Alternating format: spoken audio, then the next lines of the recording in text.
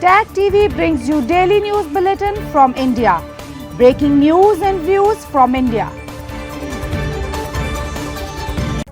You're watching South Asia Newsline, and here are the top stories we are tracking for you on Tuesday, the 17th of June. India's PM Modi in Canada for G7 summit. Diaspora leaders welcome visit. Pakistan denies Tehran's claims of nuclear retaliation support against Israel. And Sri Lanka economy reports 4.8% growth in first quarter.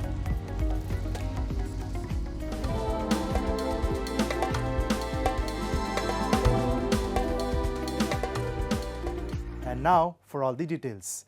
India's Prime Minister Narendra Modi is in Canada to attend the 51st G7 summit. His visit, welcomed by diaspora leaders, comes at a time of strained relations following last year's diplomatic row over Khalistan issue. India's Prime Minister Narendra Modi arrived in Canada's Kananaskis for the 51st G7 summit, his first visit to the country in 10 years.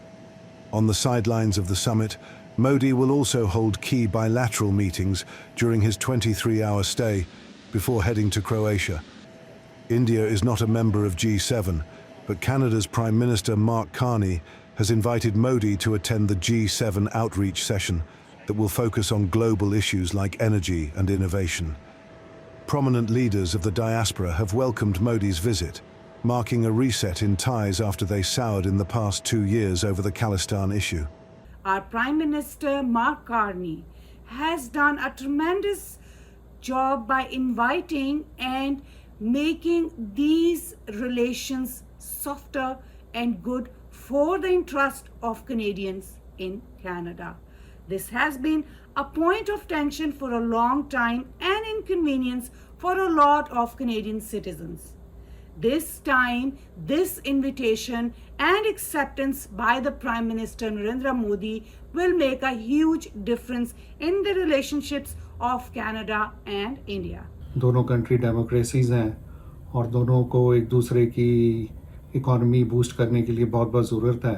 Canada में लगभग 1.5 million Indo Canadians हैं, diaspora बड़ा strong है and ये बहुत यहाँ की development के लिए, बोथ कंट्रीज़ की डेवलपमेंट के लिए ये बहुत बड़ा एक अच्छा कदम है। हम इसको वेलकम करते हैं। Canada's relationship with India had been tense since former Canada PM Justin Trudeau in 2023 accused Indian government of involvement in the murder of Hardeep Singh Nijjar, a Khalistani terrorist in Canada. Modi government has denied any involvement and has accused Canada of providing a safe haven to separatists. And the parents of Sumit Sabharwal, one of the pilots aboard the ill-fated Air India 171 flight, mourned his loss as his body was brought home to Mumbai on Tuesday. Sabharwal was the senior pilot on board the Air India Boeing 787 Dreamliner, which crashed in India's Ahmedabad with 242 on board. A large crowd gathered as his coffin was carried over to an ambulance ahead of his funeral. The flight with 242 people on board bound for London began losing height seconds after takeoff in Ahmedabad on June 12 and erupted in a huge fireball as it hit buildings below. All but one on board were declared dead in the world's worst aviation disaster in a decade, and around 30 people died on the ground. Meanwhile, amid rising Middle East tensions, Pakistan has strongly denied Iranian claims that it would retaliate against Israel in support of Tehran if the conflict escalates. Pakistan's Defense Minister Khwaja Asif dismissed the remarks made by IRGC Commander Mohsin Rizai, who had claimed on Iranian state TV that Pakistan would support Iran in a possible nuclear confrontation with Israel. Asif clarified on X that Pakistan adheres to all global non-proliferation treaties and that its nuclear capability is solely for national defense.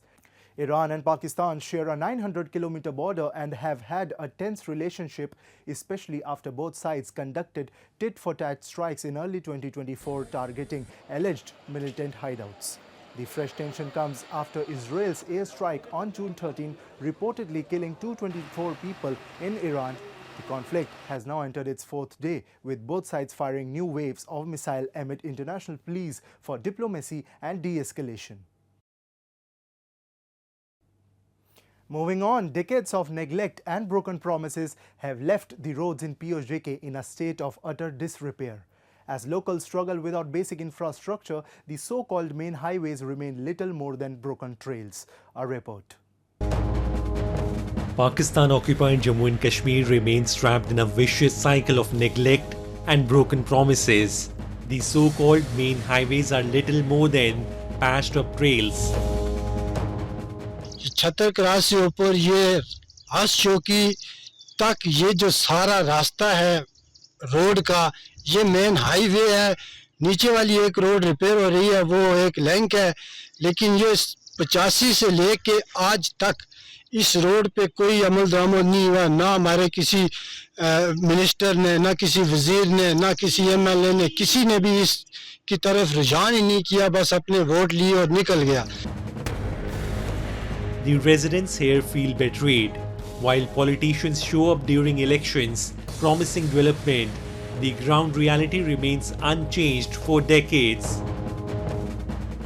सर्दियों में sir यहाँ पे कोहरा जम जाता है और इस रोड में बिल्कुल जो है ट्रांसपोर्ट का कोई सिस्टम ही नहीं होता ना कोई मशीनरी है। अगर ऐसा कुछ लैंड स्लाइडिंग हो जाए, कुछ भी हो जाए रोड के मुतालिक, तो वो मजदूर या अवाम इलाका ही खुद आके उसको साइड पे करेंगे। महकमे वाले उस पे वो भी कुछ नहीं करेंगे। तो सर्दियों में तो हालात इतने ख़राब होते हैं कि सिर्फ और सिर्फ रोड की वजह से। अगर रोड पे मशीनरी अवेलेबल हो, हर वक्त उसकी वो मरम्मत की जाए, सफाई की जाए, तो वो ऐसे मसाइल का शिकार हम ना हो जैसे मसाइल का शिकार अभी हैं। From lack of basic infrastructure to complete administrative apathy, the situation in POJK paints a grim picture of neglect.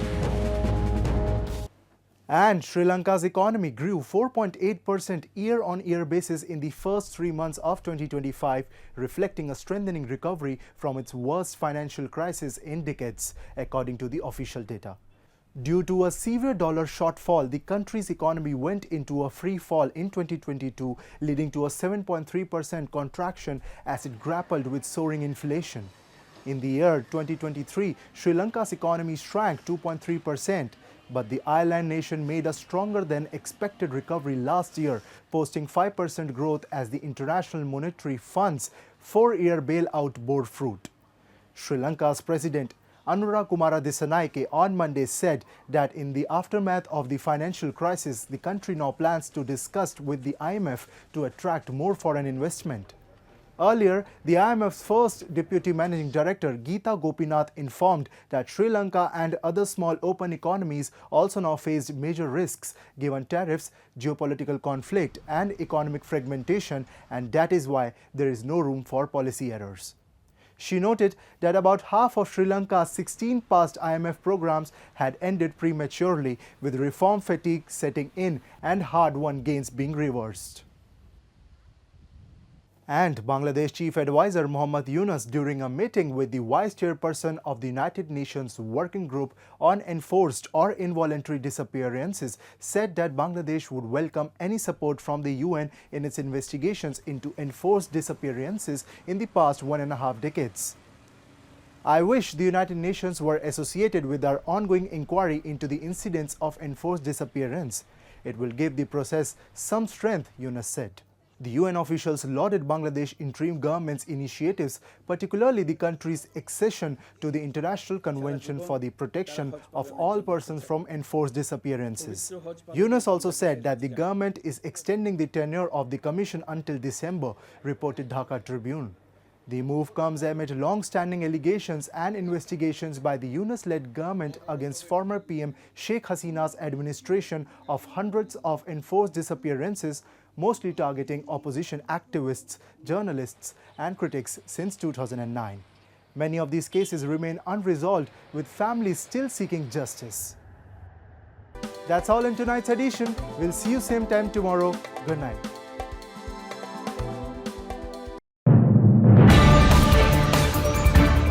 Tag TV brings you daily news bulletin from India. Breaking news and views from India.